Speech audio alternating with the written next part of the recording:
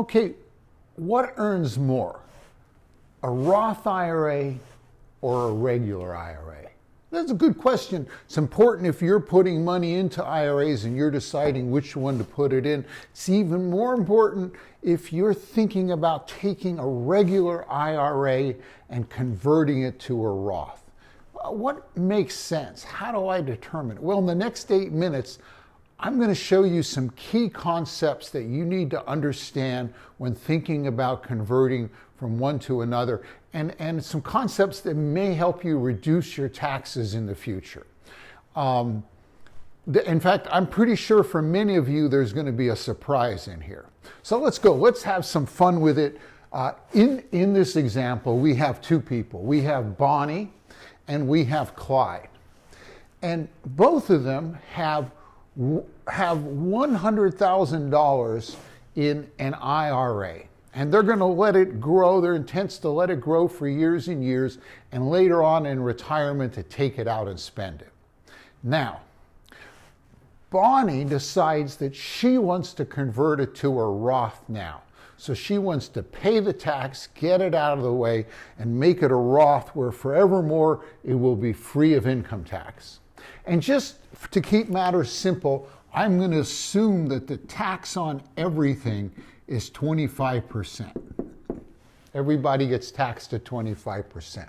Now, so what Bonnie's going to do is she's going to take, of this 100,000 IRA, she's going to send 25,000 to the tax man, and that'll leave her with 75,000 that she can put in her Roth and have it grow tax-free forevermore. In the meantime, we have Clyde, and Clyde has this 100,000, and he says, wait a minute, it doesn't make sense to me to take that money out now and give it to the government.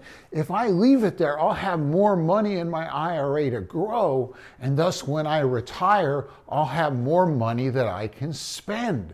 It just seems to make sense to keep the money there now. I'll have more. It seems obvious. So he leaves it there.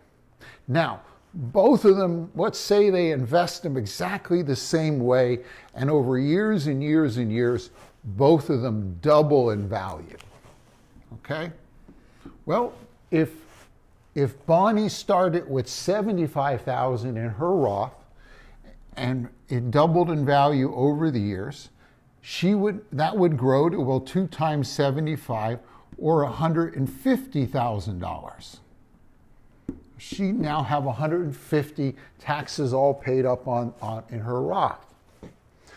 Clyde, his 100 would double in value, and so it would go and become $200,000.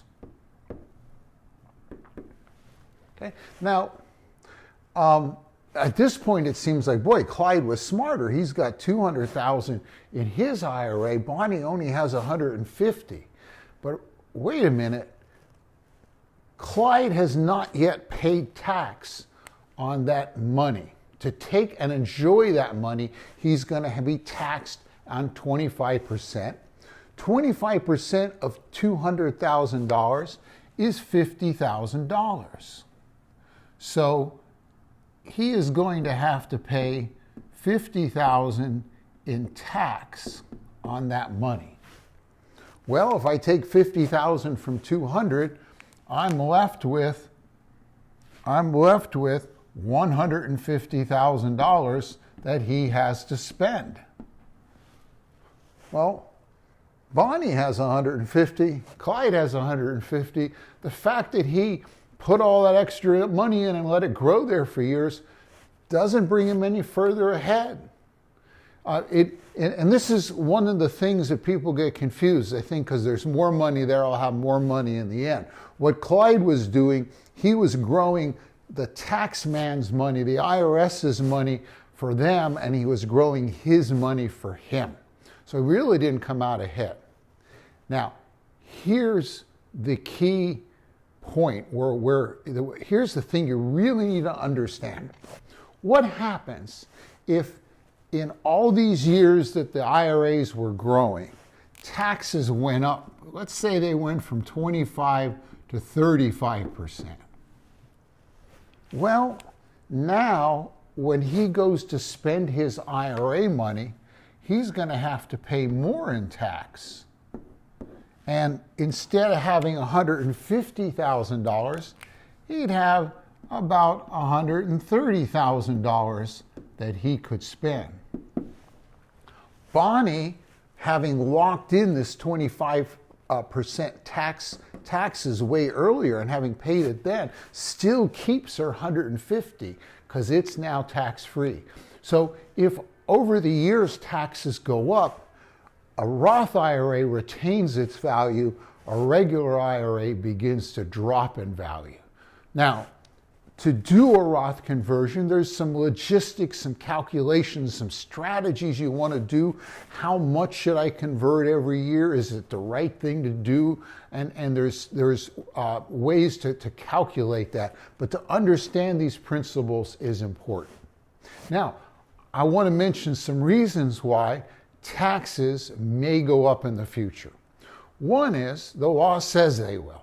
In 2018, we did the Tax Cuts and Jobs Act that reduced taxes for most taxpayers, lowered the tax brackets for most everybody. But you know, we cut taxes, but we didn't cut federal spending to meet that. So the law has to sunset or end, and the taxes go back in a few years. So we know by law, taxes are due to go back up in a few years. A second reason is, as I record this, we're in the midst of a pandemic, and the government is basically borrowing or printing money like mad to try to help the country. We're going to have to pay those loans back at some point, and it's likely that in order to pay them back, we'll have to raise taxes. A third reason why taxes may go up for some of you is that some of you, like me, may be married. And if you're married, you're probably filing jointly, married filing jointly.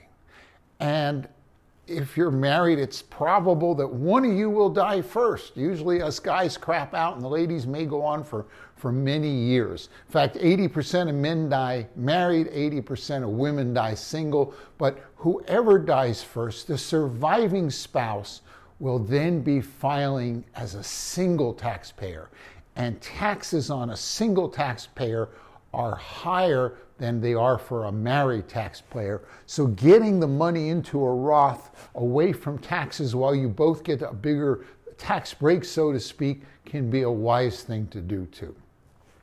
So I hope this was useful in helping you understand some of these concepts. Pass it on to friends and neighbors who may need to know. But I have three quick things before we end, the important things you need to know. One is, this is sort of a general description. We've done some simplifications.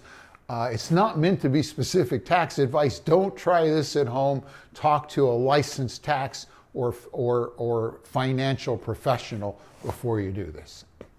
Two, you may want a copy of this to look at. If you would like to get a copy of this whiteboard, along with, we have a whole report on tax strategies for retirements that could be useful. If you'd like to get copies of these, down below you can click on an email link, email us, send us your email address.